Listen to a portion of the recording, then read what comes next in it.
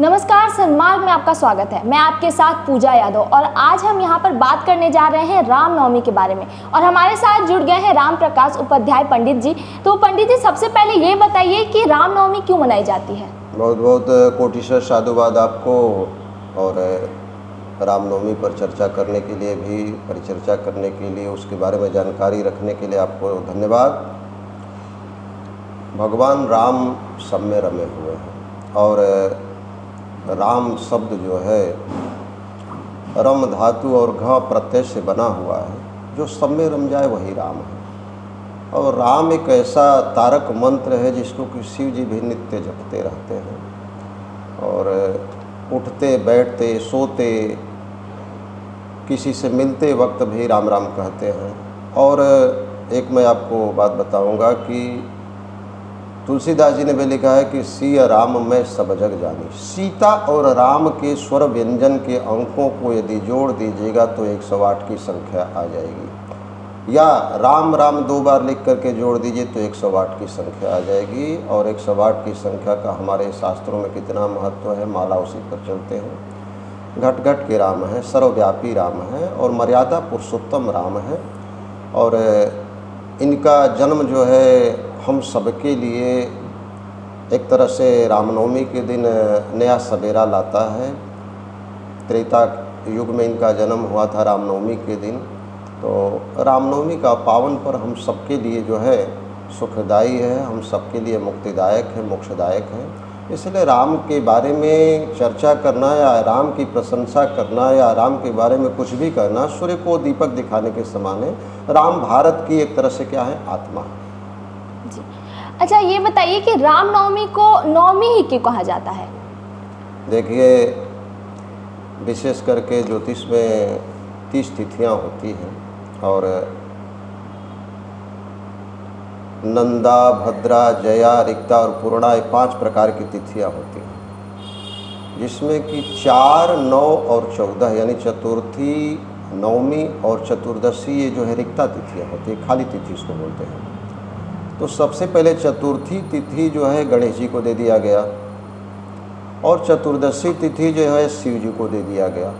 अब बच गई नवमी तिथि। नवमी तिथि रोती है, हालांकि नवमी तिथि एक तरह से दुर्गा जी की है, लेकिन नवमी तिथि रोती है कि लगता है कि हमारे तिथि में लगता है कि किसी भगवान का प्राकट्य नहीं होगा क्या, मैं रिक्ता इसी तरह से रह जाऊंगी। भगवान ने नवमी तिथि को स्वीकार किया।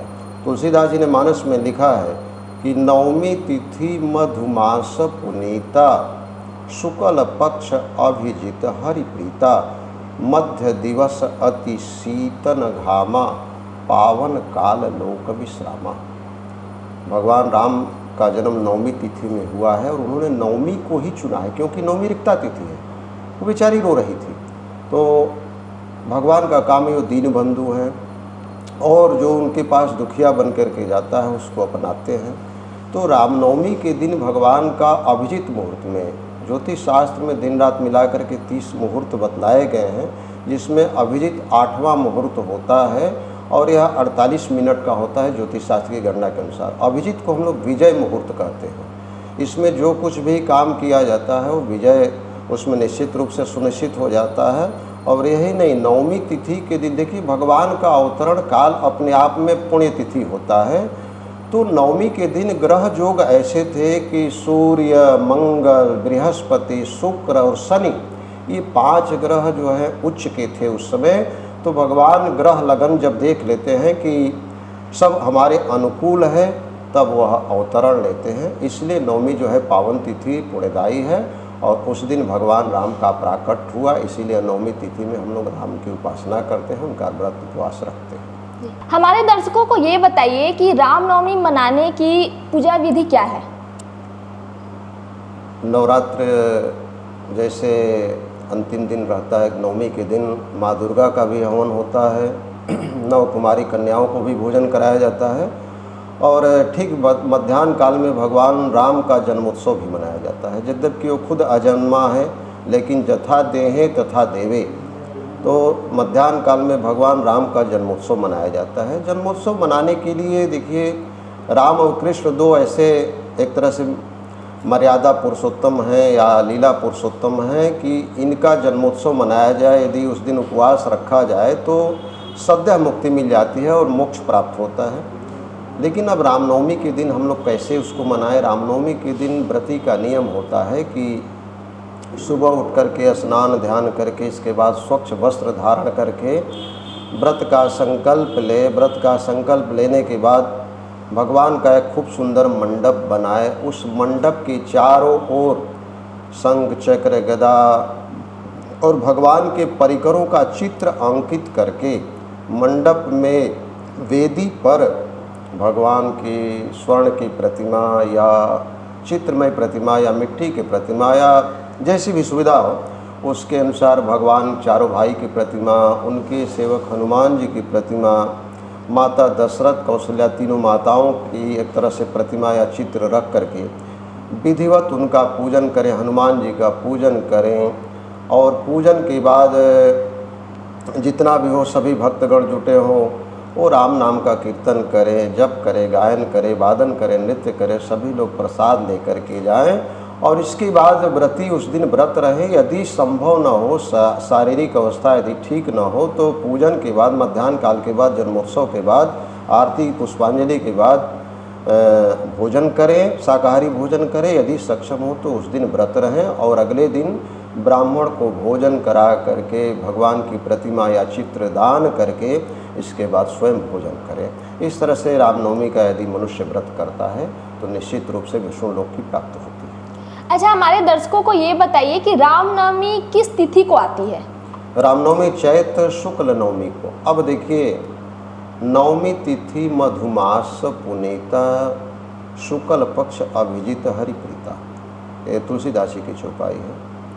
चैत्र महीना को हम लोग मधुमास बोलते हैं, बसंत ऋतु है, मधु महीना। तो चैत्र महीने के शुक्ल पक्ष की नवमी तिथि को ही भगवान का प्राकट्य हुआ था। अच्छा, ये बताइए कि रामनवमी के दिन हनुमान जी का जो पताका है वो क्यों फहराया जाता है? देखिए, भविष्य पुराण अगर उलट करके देखा जाए, भविष्य पुराण में ऐसा लिखा गया है। बहुत सारे आपको बाजार में ध्वज बिकते हुए दिखाई देते हैं, लोग ध्वज खरीद करके ले आते हैं, लेकिन ध्वज बेचने वाले को या ध्वज बनाने वाले को पता खुद नहीं है कि ध्वज हमें कैसा रहना चाहिए, हमारे यहाँ ध्वज कैसा होना चाहिए। भविष्य पुराण में इसके बारे में लिखा गया है कि ध्वज पर, जिसका ध्वज उस पर देवताओं के वाहन का चित्र होता है, कभी भी उस देवता का चित्र नहीं होना चाहिए। अब जैसे शंकर जी का यदि ध्वज लगाना है तो वहाँ नंदीश्वर का चित्र होना चाहिए। अब हनुमान जी का चित्र और रामनवमी के दिन ध्वज पर, यह थोड़ा सा सोचनीय है लेकिन इसके बारे में गहराई में जाना होगा। हनुमान जी भी भगवान राम और लक्ष्मण के वाहन बने हैं। एक बार पहली बार वाहन बने हैं जब सुग्रीव से मित्रता हो रही थी, तो दोनों को कंधों पर बैठा करके और सुग्रीव के पास ले जाते हैं, किष्किंधा कांड में इसका वर्णन है। और दूसरी बार जब राम लक्ष्मण को अहिरावण पाताल लोक में चुरा करके ले गया था, तो वहाँ हनुमान जी 5 मुख धारण करके पंचमुखी रूप में जा करके और अहिरावण के चंगुल से भगवान राम को मुक्त कराते हैं और अपने कंधे पर उठा करके ले आते हैं। तो कहीं न कहीं भगवान राम के वाहन के रूप में हनुमान जी हैं और सबसे बड़ा सेवक भी हैं। हनुमान जी जैसा कोई सेवक न हुआ है, न भूतो न भविष्यति। तो इसलिए वाहन के रूप में हनुमान जी का रामनवमी के दिन ध्वज पर चित्र होता है। और ध्वज एक ऐसी व्यवस्था है कि ध्वज जब हम लोग लगाते हैं तो उसके बारे में संकल्प बोला जाता है कि आयुर आरोग्यतादि प्राप्त्यर्थम च, माने आयुर और आरोग्यता को प्राप्त करने के लिए ध्वजारोपण करना चाहिए। और हनुमान जी के बारे में तो यह विश्व विदित है कि संकट कटे मिटे सब पीरा, जो सुमरे हनुमत बलबीरा, नाशे रोग हरे सब पीरा। तो स्वस्थता के लिए, घर में कल्याण के लिए, और चूँकि भगवान राम के सबसे प्रिय सेवक हैं और वाहन भी हैं, इसलिए उनका ध्वज पर चित्र रहता है। उस दिन हनुमान जी का ध्वज लगाया जाता है। अच्छा, रामनवमी के दिन कौन कौन से ऐसे धार्मिक कार्य हैं जो हम कर सकते हैं? रामनवमी बड़ा पावन दिन है और उत्तरायण में भगवान राम का जन्म हुआ है। रामनवमी के दिन भगवान का पूजन करने के अतिरिक्त आप चाहें तो रामचरितमानस का पाठ भी 24 घंटा का करा सकते हैं। इसके अलावा जो सक्षम हो राम रक्षा स्तोत्र का पाठ भी कर सकता है।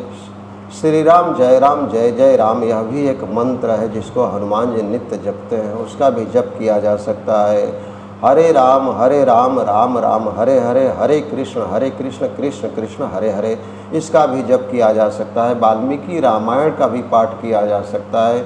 अगर उतना भी सक्षम न हो तो कम से कम सुंदर कांड का पाठ भी हम कर दें तो भी निश्चित रूप से भगवान की कृपा हमारे ऊपर बनी रहेगी। तो रामनवमी के लिए ये सारे उपाय हैं, जिसके पास जो क्षमता हो उसको अपना करके और भगवान को रिझा सकता है। अच्छा, यहाँ पर अगर हम बात करें रामनवमी मनाने की, तो यहाँ पर किस तरह से विशेष रूप से रामनवमी मनाई जाती है? देखिए, अगर मंदिर में हम जाते हैं, भगवान के विग्रह का पूजन होता है, उनको बढ़िया से रामनवमी के दिन नहलाने के बाद नया उस दिन वस्त्र बदलते हैं, यज्ञोपवीत वगैरह बदला जाता है। इसके बाद विधिवत षोडशोपचार से उनका मंत्रोच्चारण करके पूजन किया जाता है और पूजनोपरांत भगवान को 56 प्रकार विविध प्रकार के व्यंजनों से भोग लगाया जाता है और इसके बाद कीर्तन होता है, जप चलता है, रामचरितमानस का अखंड पाठ होता है और बड़े बड़े शहरों में तो भगवान की झांकियाँ निकलती है और भगवान के रथ को लोग खींचते हैं और लोग झांकियाँ निकाल करके और शहरों में घुमाते हैं और फिर ले आकर के मंदिर में स्थापित करते हैं। इस तरह से हम लोग शहरों में भगवान के रामनवमी को मनाते हैं, जन्मोत्सव को मनाते हैं। अच्छा, रामनवमी का अगर हम बात करें हमारे जीवन में तो उसका क्या महत्व है? बहुत सुंदर प्रश्न है और इस प्रश्न के लिए आपको कोटिशा साधुवाद। ये जनता जनार्दन से जुड़ा हुआ प्रश्न है। हम राम राम कहते हैं, राम के चरित्र का गायन करते हैं, रामचरितमानस का पाठ करते हैं। कदाचित हम अपने जीवन में राम के चरित्र को उतार लेते तो हमारा जीवन धन्य हो जाता। हम सभी कल्पना करते हैं कि हमारे जीवन में, हमारे देश में, हमारे राष्ट्र में राम राज्य आना चाहिए, लेकिन राम राज्य आने के लिए केवल राम ही नहीं चाहिए, राम राज्य की तरह प्रजा भी होनी चाहिए। तो पहले प्रजा को अपना आचरण सुधारना होगा। राम केवल राम नहीं है, इसीलिए उनके नाम के पहले मर्यादा लगा है। मर्यादा पुरुषोत्तम राम, पुरुषोत्तम में राम है, 12 कला के अवतार भी हैं। राम एक आदर्श मर्यादा पुरुषोत्तम राम है। राम एक आदर्श पुत्र हैं। राम एक आदर्श सीता जी के पति हैं।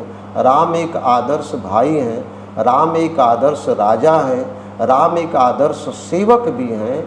अब सोचिए जरा, आज हम एक एक पैसे के लिए लड़ रहे हैं, भाई से भाई का कत्ल हो जा रहा है और राम जैसा व्यक्तित्व रहा है, राम जैसा महापुरुष रहे हैं कि भरत जैसे भाई को सारा राजगद्दी दे करके, सारा राजपाट दे करके और वन को निकल जाते हैं। और भरत जैसा भाई है कि चरण पादुका उस सिंहासन पर रख करके और 14 वर्ष तक पलक पावड़े बिछा करके भगवान राम की प्रतीक्षा करते हैं। आज टकराहट कहाँ है? विचारों की टकराहट है।